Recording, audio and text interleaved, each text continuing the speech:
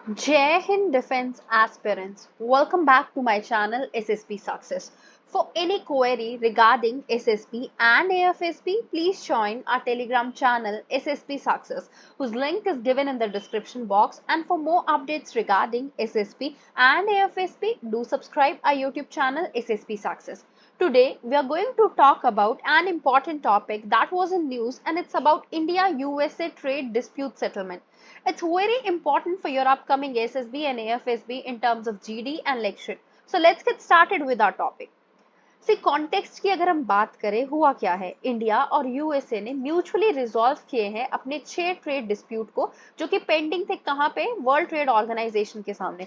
Background की बात करते हैं, देखो डब्ल्यूटीओ के एपलेट बॉडी जो है जो कि नॉन फंक्शनल है सिंस 2019 बिकॉज वहां पे एक डेडलॉक देखने को मिला था in resolving trade disputes. 6 long standing trade disputes थे इंडिया एंड यूएसए के बीच में, जो कि अनरिजॉल्व थे due to lack of functioning appellate body. ये जो डिस्प्यूट है वो वेरियस सेक्टर्स को कवर करते हैं एंड प्रोडक्ट्स को कवर करते हैं, making their resolution challenging.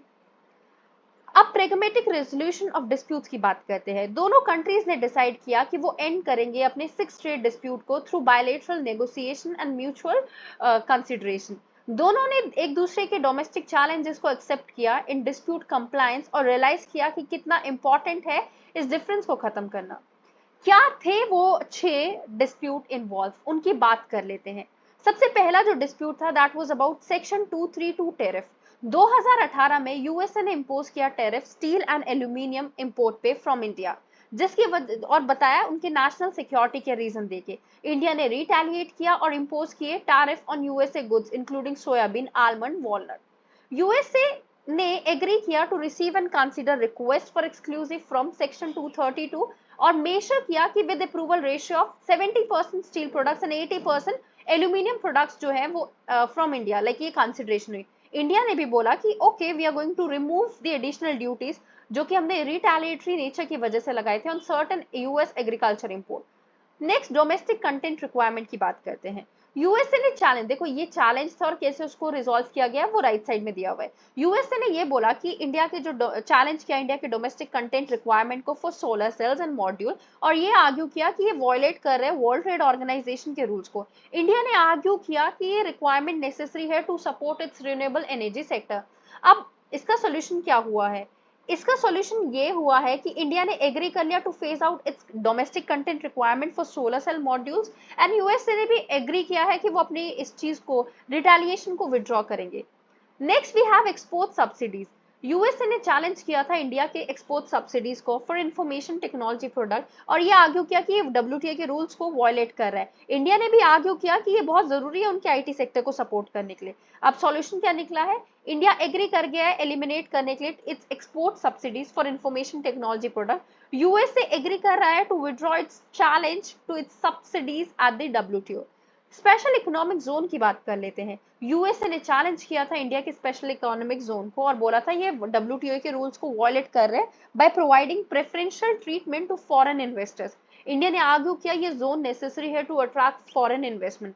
Now इसका सॉल्यूशन जो निकल के आया है that is India agreed to make some changes to its economic special economic zone, but details जो है चेंजेस की वो अभी पब्लिक नहीं की गई है। यूएसए ने भी एग्री किया कि वो अपने चैलेंजेस को विड्रॉ करेंगे। Next is intellectual property right. जो यूएसए है उन्होंने एक्यूज किया इंडिया को for not doing enough to protect intellectual property right. India ने भी आर्ग्यू किया कि वो स्टेप्स ले रही है to improve its IP protection regime. Next इसका सॉल्यूशन ये हुआ है, इंडिया एग्री कर गई है कि वो कुछ स्टेप लेगी अपने आईपी प्रोटेक्शन रिजाइम को प्रोटेक्ट करने के लिए। यूएसए भी एग्री कर गई है to withdraw its concern about India's IP protection regime at the WTO. Next we have anti dumping duties. USA ने इंपोज किया है एंटी डंपिंग ड्यूटीज को on several Indian products, arguing that वो USA market में sold किए जा रहे हैं below fair market value. India ने चैलेंज किया इस ड्यूटी को और बोला ये अनजस्टिफाइबल है। नाउ सॉल्यूशन इसका ये निकल के आया है कि इंडिया और यूएसए एग्री कर गए हैं एस्टैब्लिश करने के लिए एक वर्किंग ग्रुप जो डिस्कस करेगा issues of anti dumping duties, और वर्किंग ग्रुप जो है वो रेगुलेटरी को मीट करेगा to try to resolve the issue. अब मैकेनिज्म की बात कर लेते हैं ट्रेड डिस्प्यूट सेटलमेंट जो हुआ है WTO. According to WTO rules एक मेंबर कंट्री फाइल कर सकती है केस डब्ल्यूटीओ में इफ दे फेल कि कुछ अगेंस्ट जा रहा है, ठीक है, bilateral consultation is the first step to resolve the dispute. अगर दोनों साइड जो है वो मैटर को सॉल्व नहीं कर पाते हैं तो either of them can approach to dispute settlement panel. ये पैनल रूलिंग और रिपोर्ट को चैलेंज किया जा सकता है डब्ल्यूटीओ के एपेलेट बॉडी के द्वारा। करेंटली एपेलेट बॉडी फंक्शन नहीं है because of the differences among member countries to appoint its member. New chapter in India USA trade relation. इन 6 सेपरेट डिस्प्यूट्स को रिजॉल्व करके through diplomacy and bilateral negotiation उसके बाद दोनों के टाइज इंप्रूव होते हुए नजर आएंगे। ये डील एक तरीके का टेम्पलेट सेट करती है फॉर अदर डब्ल्यूटीओ मेंबर्स और शोकेस करती है एक प्रेगमेटिक अप्रोच ऐसे डिस्प्यूट रेजोल्यूशन को सॉल्व करने के लिए। रेजोल्यूशन कब आया? जब India USA trade relation strengthen हो रहे हैं और एक दूसरे के लिए ओपन कर रहे deeper economic engagement. Apart from that, now let's talk about World Trade Organization because it's a very important organization that could be asked in your GDN lecture. So WTO, that is an intergovernmental organization जो help करती है international trade के regarding issues को solve करने के लिए। ये officially commence की गई थी 1 जनवरी 1995 में pursuant to 1994 मरकश एग्रीमेंट और इसने रिप्लेस किया था गैट को, that is general agreement on tariff and trade, जो एस्टैब्लिश की गई थी somewhat around in 1948। Apart from that WTO is the world's largest international economic organisation with 164 member states जो रिप्रेजेंट करती है 98% of global trade and global GDP. WTO is the only global international organization dealing with the rules of trade between the nation. क्यों world trade organisation ने general agreement on tariff and trade को replace किया?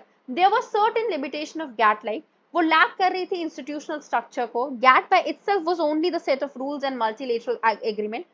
उन्होंने trade in services को cover ही नहीं किया, intellectual property right को भी नहीं किया। उनका main focus textile and agriculture sector पे था। एक strong dispute resolution mechanism absent था किसमें? गैट में। बाय डेवलपिंग कंट्रीज उसको एक तरीके से सिर्फ एक बॉडी देखा जाता था जो सिर्फ इंटरेस्ट ऑफ वेस्ट को प्रमोट करी थी। This was because of Geneva treaty of 1946 जहां पे गैट ने साइन किया that they have no representation from newly independent states and socialist state.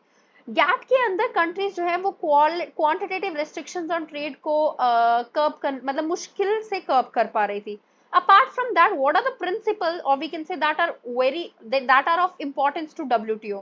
देखो इसके दो मेजर कंपोनेंट्स है। Number one that we have is the most favour nation rule. जो most favour nation rule है उसको require होता है कि वो WTO के member must apply the same condition सारे ट्रेड पे with other trade members. WTO members के पास ग्रांट होता है मोस्ट फेवरेबल कंडीशन का, अंडर विच इट अलाउज कि वो सर्टेन टाइप ऑफ प्रोडक्ट को अलाउ कर सके to all the WTO members. National treatment policy एक दूसरी पॉलिसी है। देखो national treatment means imported goods को ट्रीट किया जाएगा no less favourable than domestically produce goods, और ये इंट्रोड्यूस किया गया था so that non tariff barriers को टैकल किया जा सके ट्रेड के लिए। Apart from that, let's talk about the World Trade Organization and India's relation. India is one of the 23 original contracting parties of general agreement on trade and on trade.